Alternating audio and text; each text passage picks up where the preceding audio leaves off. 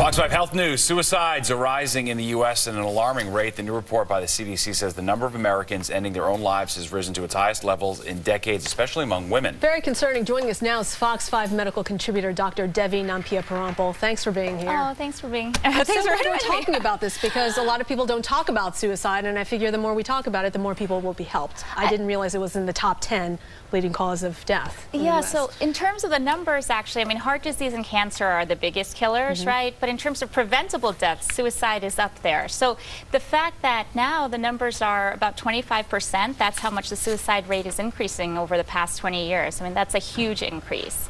And in terms of what we can do, I mean, of course, you know, for the individual, right, it's a person who feels maybe demoralized, disheartened, disappointed, depressed, hopeless. Stressed. Exactly. All of those things. All of those emotions that we feel every day, right?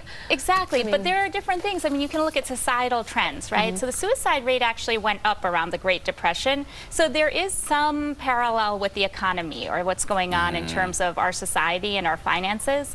So there's things to kind of look out for. If you know that people are having a really hard time financially, or if you know that their expectations are very different from what their situation is, that might be something that puts them at risk. Right, sort of speaks to sort of our uncertainty over getting the medical care we need, too, because we're looking at the things here.